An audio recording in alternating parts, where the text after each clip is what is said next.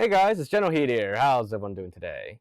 So, it's been a pretty crazy last few days with Halo HCS going on in Seattle, as well as a couple huge Halo announcements related to the future of the Halo franchise. I wanted to get this video out sooner, but I was basically hibernating for a couple days after so many long flights. Alright, so, first things first. Halo HCS was a blast this year. I was a bit worried at first that the event would be smaller and more limited in scope, with the lack of appearances from Steve Downes, Jen Taylor, Keith David, the voice actors for Chief, Cortana, and Arbiter.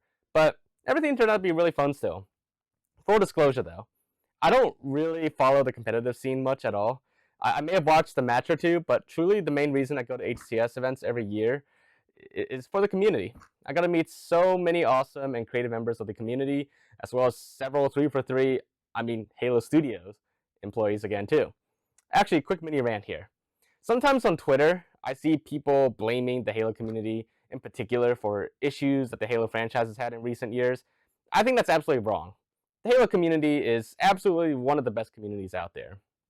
I went to HCS in Seattle this year with custom laser engraved shot glasses that you might have seen to hand out.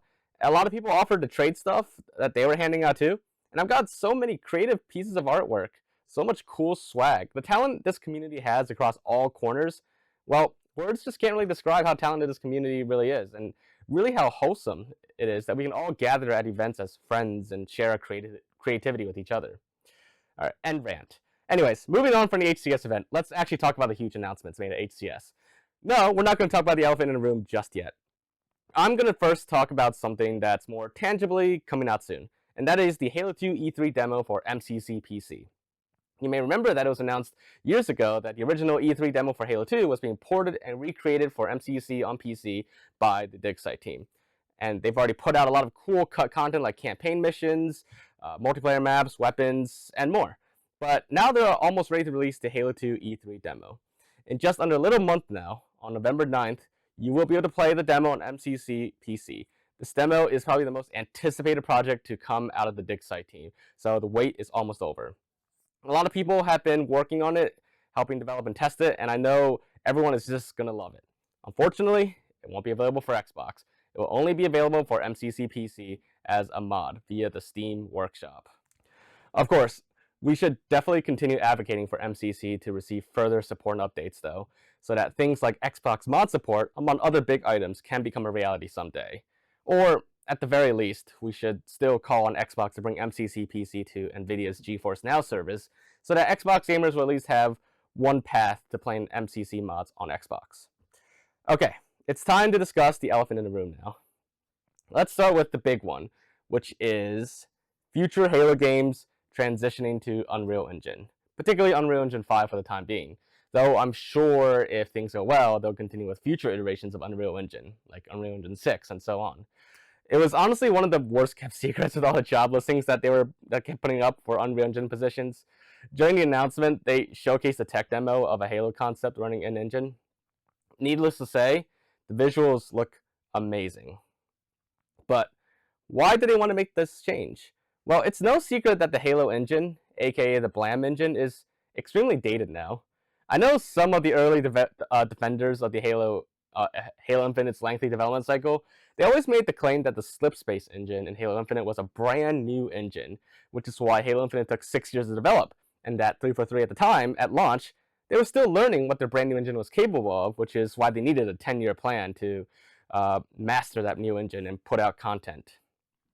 I don't mean to call them out and put them on blast again like that, but once in a while I still see people repeating those claims, and the truth is, it's been long proven by now and clarified by 343 themselves that the Slipspace engine is just another iteration of the old Blam engine that's been in use since Halo CE. It is not a brand new from the ground up from scratch engine. And that is where the problem comes in. That engine is old, has a lot of legacy baggage with it, and is not exactly an industry standard product either. Game devs who are experts on the Blam engine are hard to come by compared to devs who are familiar with the Unreal Engine, or literally any mainstream middleware engine like Unity.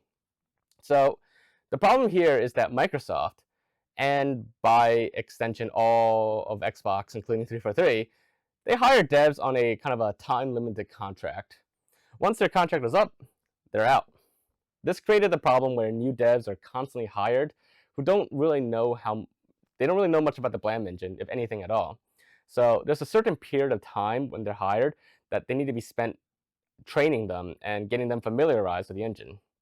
Then, not long after, their contract is up and they're out, and once again, new devs have to be brought in to be hired, and the process repeats. This is an extremely inefficient cycle. I'm sure the Blam engine could still be improved and modernized, but it's really not worth the resources to do that. And clearly, Microsoft and 343 believe that too. And really, even if they did modernize it, it wouldn't solve all the problems they're currently having. Switching to Unreal Engine 5, that just provides devs at 343 with a modern tool set, minimal new training for devs who are already familiar with the engine, which is one of the most common engines out there. So when you hire new employees or new contractors, there's a good chance that if you hire an Unreal Engine dev, they can just jump right in and start working. No need for a lengthy training period to keep repeating over and over again. And of course, the engine gives them far more capabilities in graphics, gameplay, physics, and more that the Blam engine just wouldn't really be able to compete with, at least not on par. So it really makes a lot of sense that they made the switch. But what does it mean for you? Well, from a gamer standpoint, it does mean vastly improved visuals with modern features like ray tracing.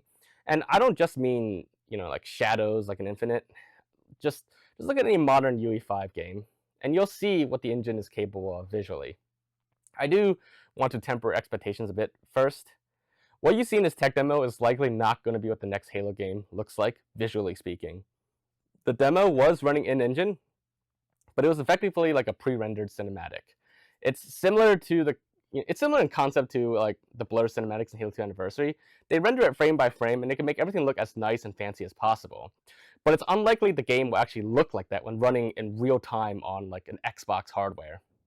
However, Unreal does scale well across all hardware types. So it's possible when the ultra settings on PC, when they're running on like an RTX 4090 or higher in the future, the game in real time might look close to what you see in a tech demo. But rarely do games released actually look anything near the tech demos.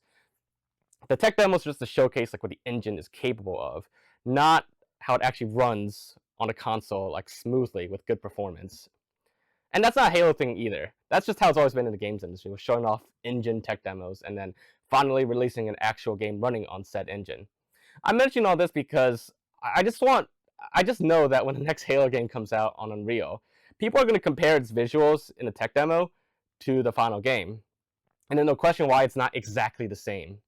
It's not a negative or anything. It's just how things work. So many games are like often announced like a CGI or tech demo trailer, and then things look much different than the actual real-time gameplay when it's shown, and that's just how it is. But what about gameplay for Unreal?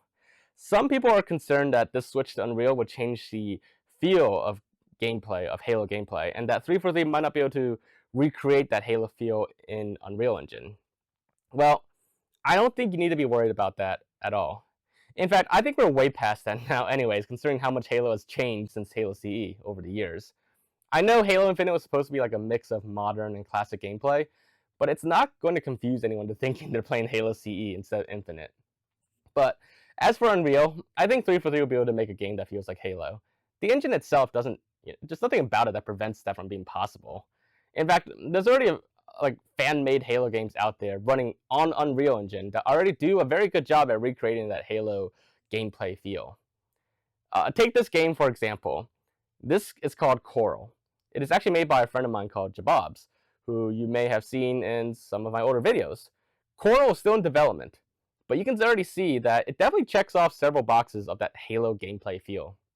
So if you were curious what an Unreal Halo gameplay might look like, Coral might give you a little preview of what's possible. It's just the start too. If you want to check it out, actually, if you want more information on Coral and to learn more about its development, I'll include a link to the Discord server in the description below. So definitely check it out. It's a very cool project. It shows a lot of promise. And there's a lot of other Unreal Halo projects out there. So there's definitely a lot of potential here. But what does this mean for Halo modding? I know some of you are probably wondering that. Well, this is actually an interesting topic. For MCC, 343 has provided the official dev tools that they use for modders to play around with, and there's a lot that modders can do with it. I've seen a lot of pretty amazing creations, but with Unreal modding, it's a little different than that. Now, I'm speaking on this particular part with admittedly somewhat limited knowledge, but I've seen that a lot of Unreal Engine games actually have fairly limited modded content compared to Halo or other games with official mod tools like Skyrim and Fallout. In fact, a lot of mods I typically see for Unreal Engine games, they're just asset replacements. Like in Hogwarts Legacy, a popular mod I see is one that like replaces the wands with guns. And a lot of asset replacement mods in Unreal games are pretty hilarious, actually. But that's largely what I see a lot of when it comes to Unreal modding. Whereas in Halo or Skyrim or Fallout, people have been able to create mods that are like borderline entirely new games. I'm sure Unreal Engine will make asset replacement mods quite easy for future Halo games, such as the inevitable Thomas the Tank Engine as Master Chief mods. I had the idea first. Okay, so the last thing we'll talk about is 343's name change to Halo Studios. First off, I want to start off with so many people making misleading or sensationalist claims that 343 was fired by Microsoft or 343 was shut down and replaced. None of that is true at all. This was literally just a rebrand from 343 Industries to Halo Studios.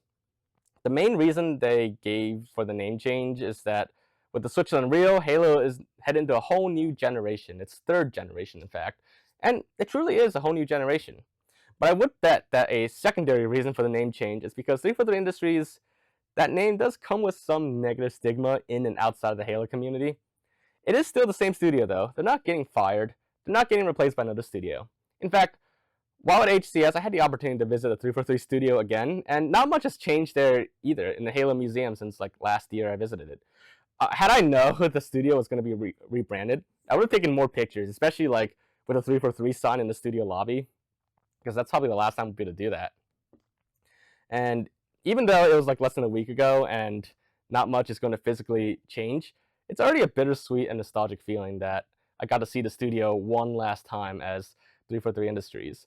But anyways, this rebrand is literally just that, a rebrand.